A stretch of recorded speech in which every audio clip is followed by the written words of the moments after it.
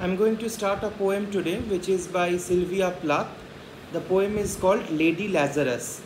So before starting the poem, what I require to do is to give you an introduction to the myth of Lazarus. The title itself is Lady Lazarus, so you need to know who is this character called Lazarus. Lazarus is a character that is taken from the Bible. We get the reference of Lazarus in the Gospel of John, and there we find that Lazarus, along with his two sisters, Mary and Martha, were very good friends of Jesus Christ. So at that time, Jesus Christ was not the Lord Jesus Christ. He was just a divine preacher. He had not yet attained that popularity. He was just a young man who was preaching his new thoughts and ideology among the masses. So Mary, Lazarus and Martha, the three siblings, were very good friends of Jesus Christ. But one day it so happened that Jesus Christ had gone to some other place for preaching his message. At that time, Lazarus fell seriously ill. His sisters Mary and Martha sent a message to Jesus Christ requesting him to come back and save their brother, otherwise their brother will die. But Jesus Christ did not return. We can say he almost ignored that message. But after 2-3 days, when Jesus Christ finally came back, he saw that Lazarus has already died. And Mary and Martha were totally broken down. They were very sad, very upset. They were crying bitterly and they blamed Jesus, saying that my brother was such a good friend of yours and you did not come to help him. Your preachings were more important than the life of my brother. So Jesus Christ simply calmed them, and then he went to the grave where the dead body of Lazarus was kept. It was almost 2 days that he had died and he was put into the grave. But he simply called Lazarus by his name and he came out of the grave. So this is one of the earliest miracles that Jesus Christ performed. And everybody realized that this was not an ordinary youth, but he had miraculous powers. So what the story is suggesting is resurrection. You know, in Christianity, resurrection has a very great significance, a great importance. We see the resurrection of Jesus Christ himself on the day of Easter, when he came back from his grave and told the people to preach Christianity, to follow his message. So before that resurrection, there was another resurrection performed by the same Christ that is related to the character of this Lazarus. So in our poem, Lady Lazarus, our poet is referring to herself as Lazarus. And because she is a woman, she calls herself Lady Lazarus. So Lady Lazarus simply means the female version of Lazarus. Now why does she call herself Lady Lazarus? We need to understand a little bit about the life of Sylvia Plath. I am not going into the great details about her life, just the basic details. You will understand automatically why she calls herself Lazarus. Sylvia Plath was born in America. She was an American poet, and her father was a very strict disciplinarian.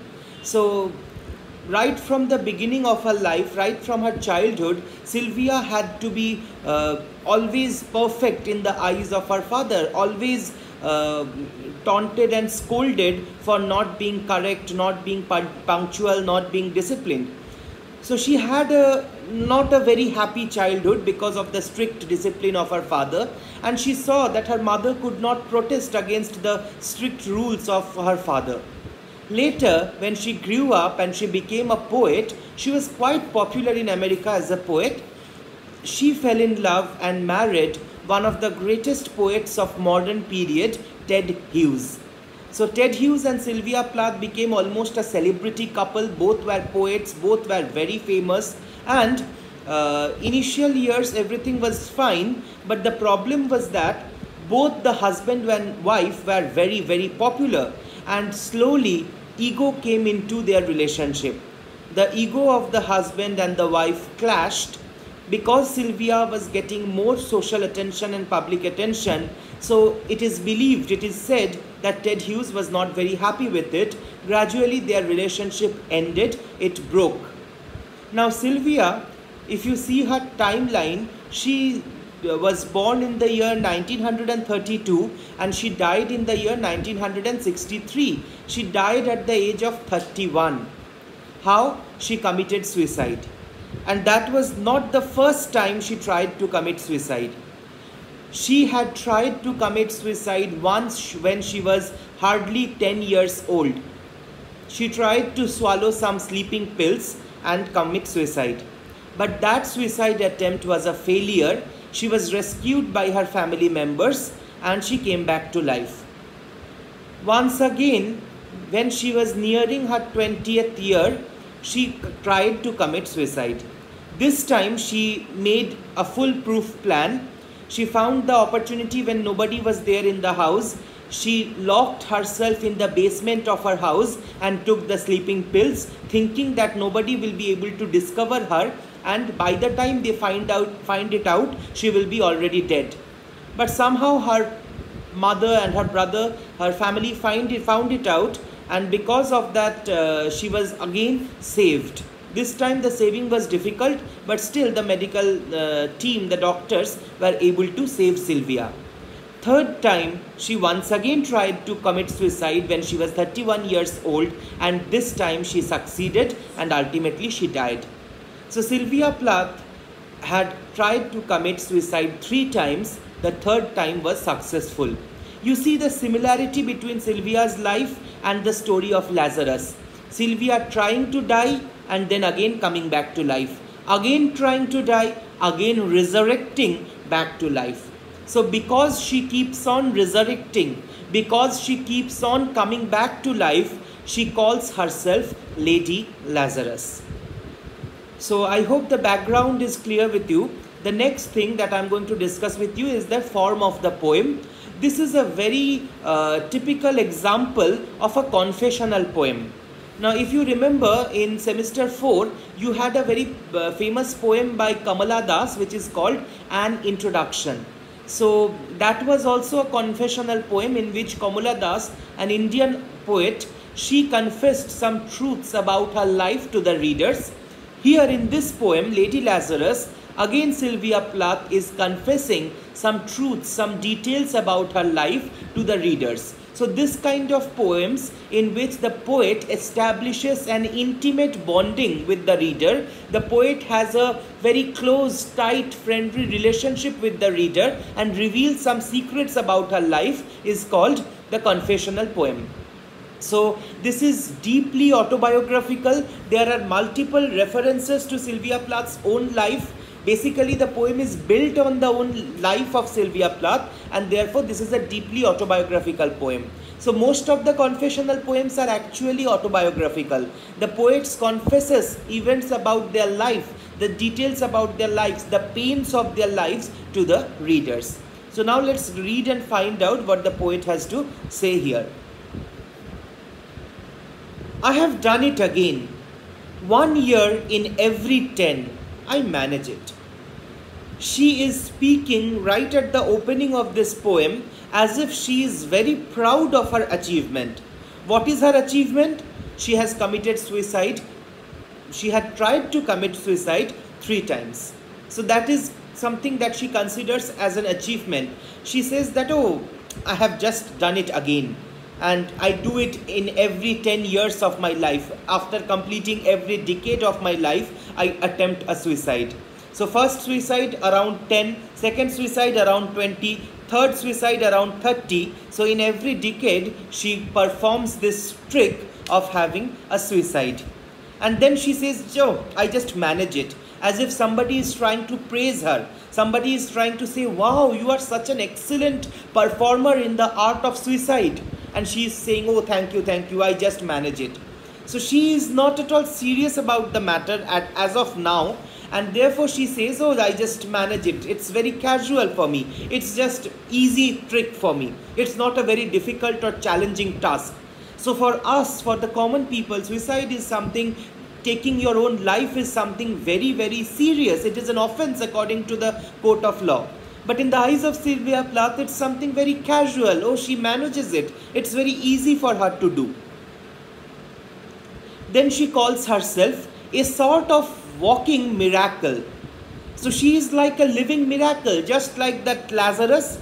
The moment the miracle term is used, the poet is trying to establish a connection between the Lazarus we heard in the Bible and the Lazarus we find here. So she is the Lady Lazarus because she is also nothing less than a miracle. That man Lazarus, who was saved by Jesus Christ, was an example of Christ's miracle. And here also the lady who keeps on dying and then coming back from death is also nothing less than a miracle. So walking miracle is like a living miracle. She is a living miracle, that she dies and comes back to life. My skin bright as Nazi lampshade, my right foot a paper weight, my face a featureless fine Jew linen.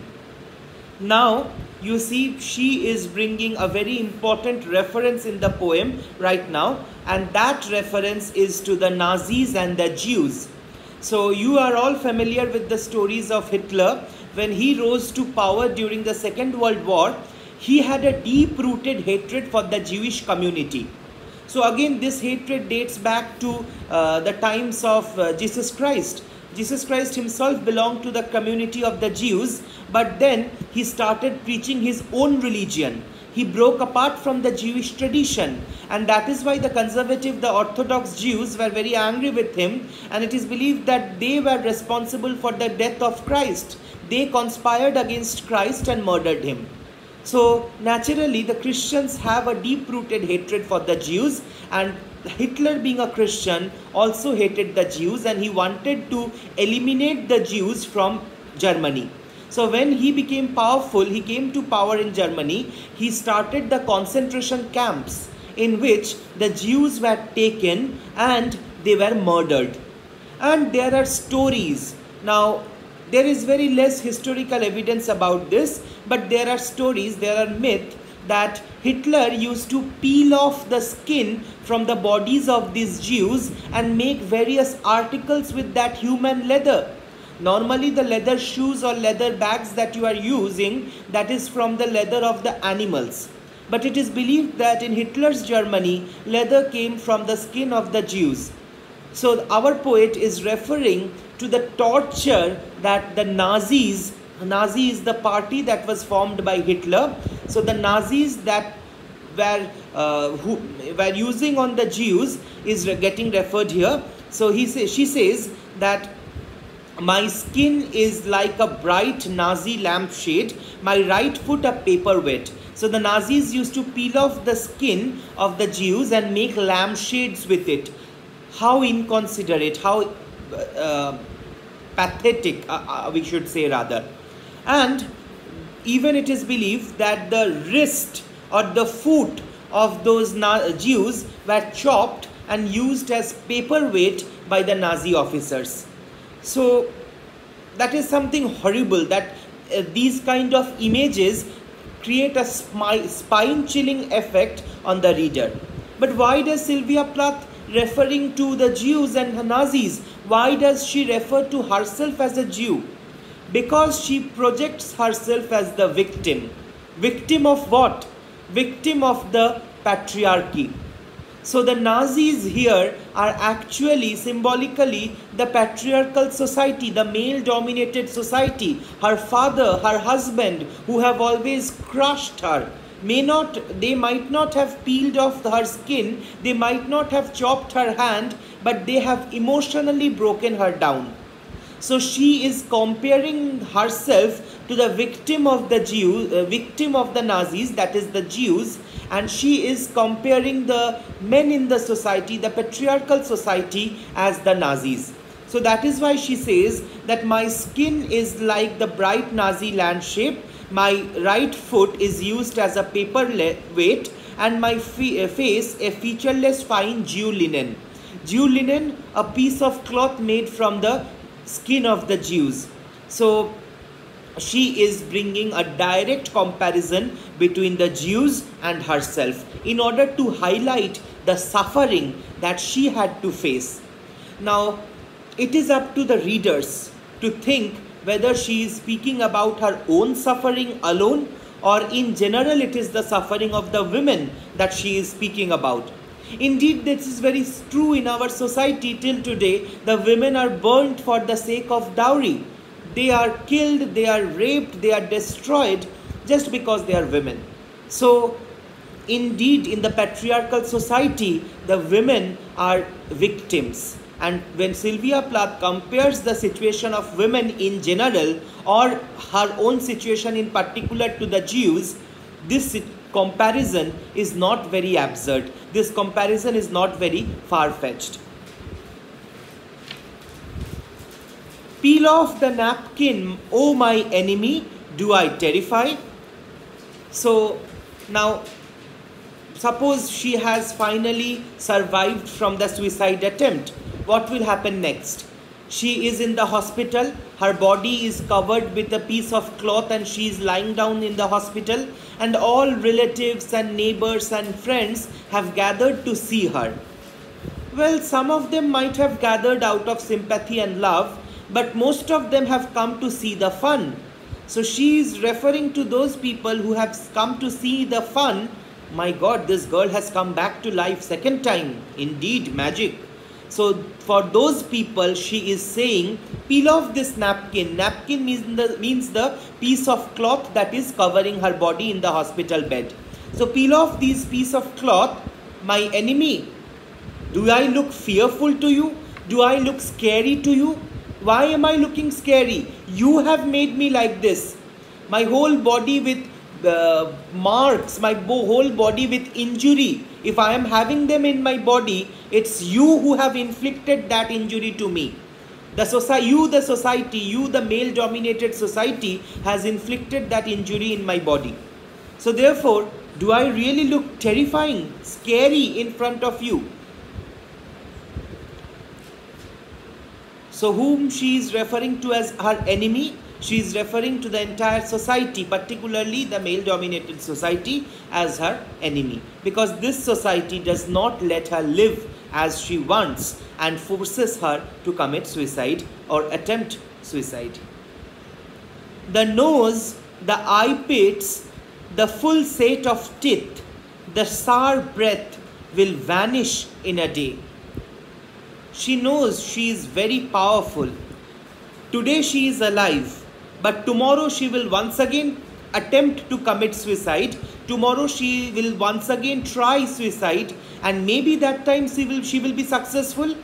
And the moment she becomes successful, the whole body will vanish. Her nose, her eye pits, her teeth, her breath, everything will vanish in a moment. How?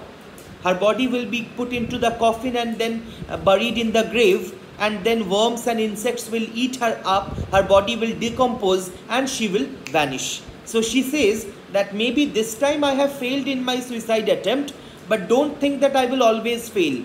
Next time when I will try to commit suicide, I will definitely succeed and this body will vanish. Soon, soon the flesh, the grave cave ate will be at home on me. Very soon the flesh on my body will vanish, eaten up by the grave cave. Grave cave is referring to the burial ground. Once the body is buried in that hollow shaft, she will be there in the coffin and her body, her flesh will decompose there. Her body and her flesh will vanish there. And I, a smiling woman, I am only 30, and like the cat, I have 9 times to die. So despite everything, I am a smiling woman. See, I am laughing. I am not afraid of suicide. I am not afraid of dying. See, I am still standing in front of you, smiling and laughing. I am just 30 years of age. In these 30 years, I have tried suicide twice. I will try it again very soon. And I think I have 9 chances to die. Now this is a typical myth in the West, a typical superstition that the Western people believe that a cat has 9 lives. Cats are usually animals which are associated with witchcraft, magic, wizardry, all these things. So it is believed that a cat has 9 lives So if it falls in danger, it will not die. If you try to kill it, it is not going to die so easily like any other animal. It will survive and again come back to life. And this is how it has 8 or 9 chances total to come back to life. Finally, when the 9th chance is over, it dies. So Sylvia says that I am also like the cat. I have 9 chances. I have 9 opportunities. So I can continue to attempt suicide till I am finally successful. This is number 3. So this is my 3rd attempt. I am just in number 3. So 1 and 2 already done. The next one is going to be 3. There are 6 more attempts. What a trash to annihilate each decade. She calls her body a trash. So for her, the body, the human body, is perhaps the most valuable possession that we have in this world. Something that truly belongs to us is our body. But our poet is so frustrated, our poet is so dejected with this society that she says that her body is like a trash, rubbish, garbage. And if you have garbage in your house, what will you do with that? Just throw it away. So for her, the body itself is garbage. So she keeps on throwing it away every decade. So every decade she tries to commit suicide because she is fed up with her body, she is fed up with her life, and she wants to throw it away simply. She wants to simply reject it.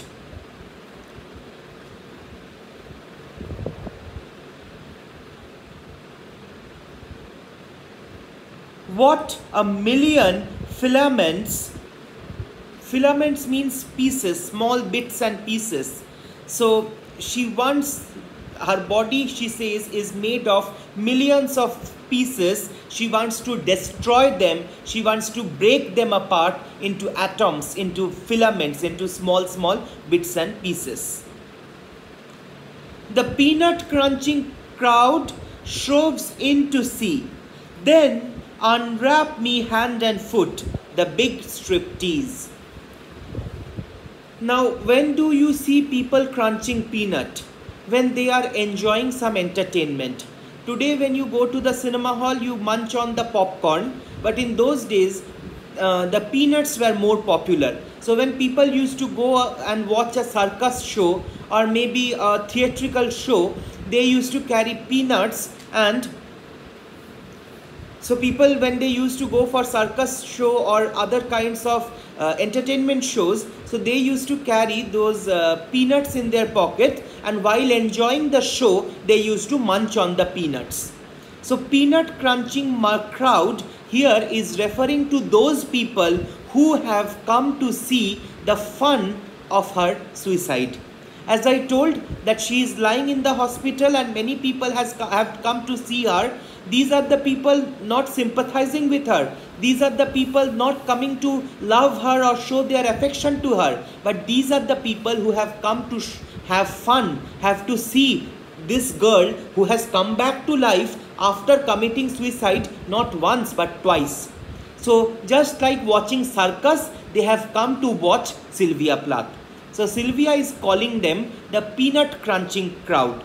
She says that the peanut crunching crowd had gathered around her to see the fun. So she wants to entertain them. She tells someone, maybe the nurses in the hospital, that unwrap me, take away the cloth, take away the napkin from my body, show my hands and foot to them, the big striptease. Make me naked and show my naked body to them. Let them be entertained. Let them have fun. They have come to see the fun of my death. So let them get entertained. Strip me up and let them have fun. Gentlemen, ladies, these are my hands, my knees, my skin. I may be skin and bone, nevertheless, I am the same identical woman. So she is showing a performance, just like a magician will show that, see, this is the coin and I make this coin disappear. Similarly, our poet is also showing something to the people. See, this is my hand and this is my leg and this is my skin and bone. And yes, I am the same woman. The woman who tried to die but did not die. See, what a fun, isn't it? Enjoy my view, enjoy my spectacle. So in these lines, the poet is bringing out the callous attitude of our society. Instead of understanding what makes the poet commit suicide again and again, instead of sympathizing with him, with her, they have come here to see the fun of her death. For them, even the death of someone or suicide of someone is entertainment. She is mocking at their attitude. She is making fun of their attitude here. The first time it happened, I was 10. It was an accident. So when she tried to commit suicide first time, she was just 10 years old. It happened by chance. It was not that she had planned she will commit suicide, but maybe she was very upset with something. She could not control her emotion and accidentally she tried to commit suicide. But as I told you earlier, she was saved. The second time I meant to last it out and not to come back at all. I rocked shut. The second time I was damn serious about my suicide. I wanted this time my suicide attempt to be successful, and that is why I told you at the beginning that she tried to lock herself up in the basement so that nobody will find out that she has consumed sleeping pills.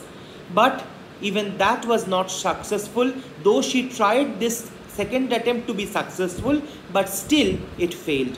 So what she did to make sure that the second attempt becomes successful, she rocked herself shut. That means she closed the doors and the windows and kept herself in the basement of her house.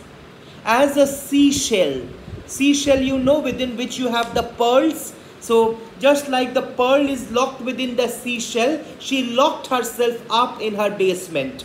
But still they took her out and saved her. They had to call and pick the worms off me like sticky pearls. So the people in the house had to knock at the door, and obviously she will not open, so they had to break it apart and take her out. And she makes the thing a little bit more serious than it actually was. She tries to tell that as if her body was already decomposing, already the worms had come to eat her body because she was lying there for a long time. So the people had to pick the worms from her body. But this is just a hyperbolic situation. This was not the reality. In reality, she was taken to the hospital, most probably her stomach was washed of the poison and she survived. But she makes the situation look a little bit more serious and intense by saying that my body had almost started rotting, and then they had to pick out those worms that had come to eat my body in order to save me. Now we have some of the most popular lines of this poem. Our poet says, dying is an art like everything else. I do it exceptionally well. So according to our poet, dying is also an art. Just like singing, dancing, when you practice singing, you become an expert. When you practice dancing, you become an expert. Similarly, our poet has practiced dying.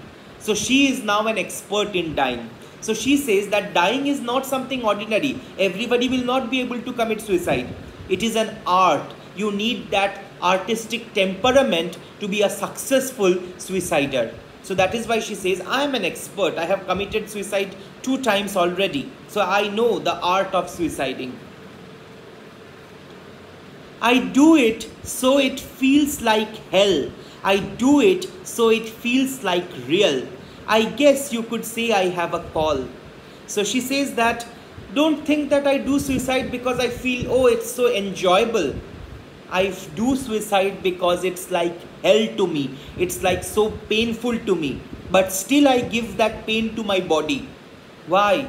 Because the pain that society gives to my mind is so difficult and so painful that I can't bear that pain, and that is why I have to inflict the pain to my body, to end my body, to throw away my body in the name of suicide. So why she commits suicide? Not because of fun. Now we realize that our poet was not having fun. She is speaking truth, that life has been so painful to her that she is not even hesitating to go through that tremendous pain called suicide. It feels like hell, so painful. It feels real. I guess you could say I have a call. I have a call means I have an interest. It seems that as if I have an interest in committing suicide, in committing suicide. It's easy enough to do it in a cell. It's easy enough to do it and stay put. It is the theatrical comeback in the broad daylight to put to the same place, the same face, the same brute, amused shout, a miracle. Committing suicide, the process is not so difficult. It's easy. If you have one room, cell means a room. So if you have one room where you can lock yourself up, it's easy enough to commit suicide in that locked room. It's easy enough to stay there in that locked room and die. But what is painful, what is hateful is the theatrical comeback. Just like when a celebrity appears on the stage, everybody cheers for them, shouts and claps for them. Similarly, when Sylvia comes back from death, when she finally recovers from her suicide attempt and comes back, people salute her, shout her, send her messages, get well soon, and cards and gifts and flowers. That is what she hates. Coming back to the same place, the same body, the same brutal society. And people shouting at her, another miracle, see, first time came back, second time came back, this is another miracle.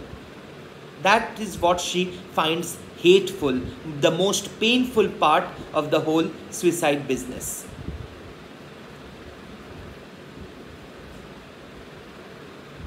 There is a charge, I just missed one line, that knocks me out. So when she is knocked out, the society laughs and claps and have fun at her cost, saying what a miracle Sylvia is, she comes back to life. Then she says, there is a charge. Charge means fee, cost.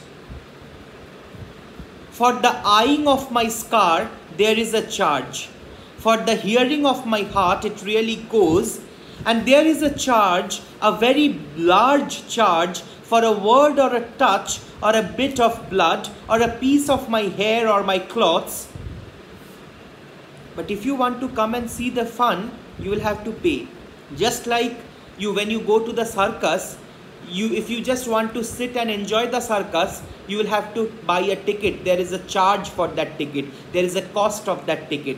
Nobody will allow you to sit in the circus tent without money, without that ticket. But if you want to go and have just a handshake with the Joker after the show is over, or just click a selfie with the Joker, then maybe you will have to give a greater amount of charge. You will have to give some more money to the Joker so that he is ready to shake hands with you. And if you want to sit and have dinner with that Joker, or if you have gone to see a celebrity perform on the stage and you are a big fan, you want to go and have dinner with that celebrity, or you want to take an autograph with that celebrity, then you will have to give even a greater amount of money to him or her in order to get that autograph, or in order to get that little bit of time of that celebrity. Similarly, our Sylvia is also not a small celebrity. She is a big celebrity. Why? She writes poetry? No, because she dies, because she commits suicide. That is why she is a celebrity. So if you want to come and view her, then you will have to pay tickets, you will have to pay charges. So just seeing her injury marks, you will have to pay a charge. If you want to come and hear her heartbeat to make sure that she is actually alive, even after the death attempt, she is actually alive. If you want to cross-check that, if you want to verify that, then you will have to pay a greater amount of charge. And finally, if you want to come and have a handshake with her, come and touch and check her whether she is actually alive or not, she is a human being or some other creature, some alien or not, then there is a very large charge. The costliest thing is to come and touch her, or take a drop of her blood, or take a bit of her hair or a piece of her cloth as a token of memory. Just like, suppose you met a celebrity, what happens if the celebrity gives that pen to you? or if Virat Kohli signs a bat for you, it becomes a memoir for you, a souvenir that you keep in your house, something that you will remember forever, that it is a achievement in my life that I got a bat from Virat Kohli, signatured bat. Similarly, if you are going to Sylvia Plath, then you will take some blood from her body, or take a hair of her head, or you take some piece of her cloth and keep it in the house and tell people, see, this piece belongs to Sylvia, who had tried to commit suicide so many times and then still came back to life. She is no ordinary woman, and I met that woman. So if you want to bring any souvenir from her, then that will have a high amount of charge. Now these kind of things people normally do with the great religious teachers or lords. For example, it is believed that Lord Buddha, when he died, his body parts were preserved in the stupas.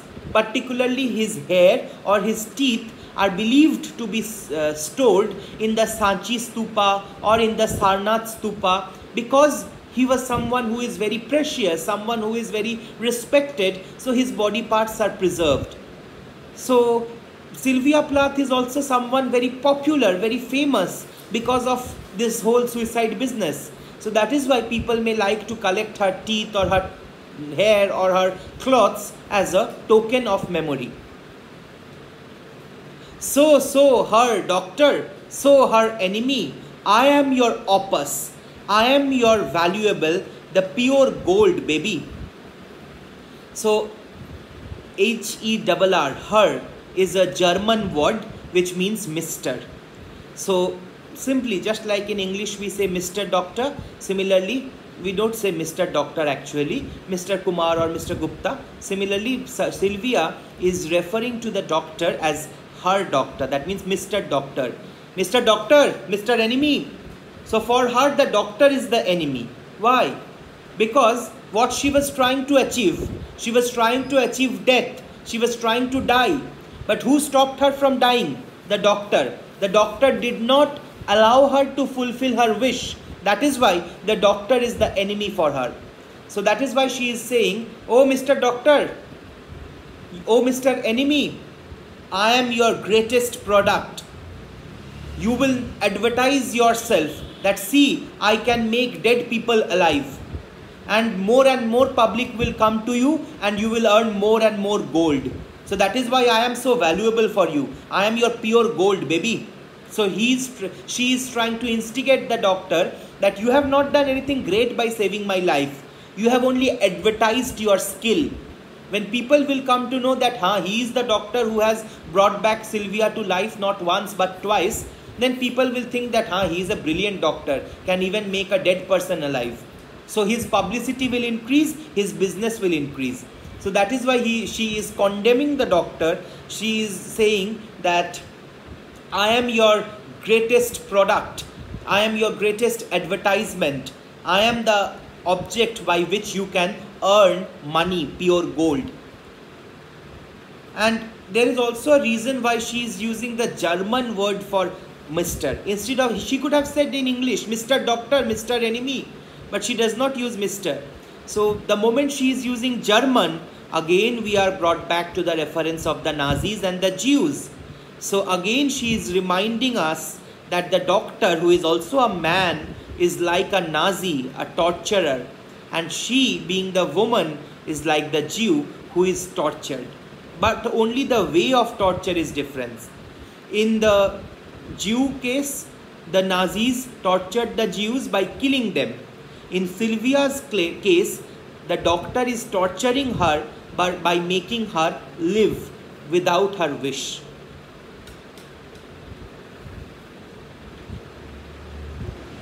The pure gold, baby, that melts to a shriek. I turn and burn, do not think I underestimate your great concern. So, I keep on attempting suicide, I keep on destroying my body. This pure gold, you are considering me your gold minting machine, na? This pure gold will also one day melt, making a sound, shrieking sound. I will burn and melt in front of you. That means she is threatening, I will once again commit suicide and you will not be able to save me. Don't think that I am underestimating your capabilities as a doctor. You are a good doctor, that you can take me back to life. But don't think that always you will be able to bring me back to life. I will do something and die, finally defeating you. Ash, ash, you poke and stare, flesh, bone, there is nothing there. Finally, when I will die, you will have nothing to bring me back to life. No bone will be there, no flesh, no skin will be there with which you can give me life, with which you can bring me back to life. What you will find is only ash. I will burn myself, I will finish myself in such a way that only ash will be remaining, nothing else. You will try to poke and stare, you will try to search in the ash for a piece of bone, for a piece of flesh with which you can give me life again, with which you can make me alive again. But I will have nothing, I will have destroyed everything. Then what you can do? You can do one thing. You can make a cake of soap, a wedding ring, a gold filling. You will get something from that ash. Now, again we are going to the reference of the Jews.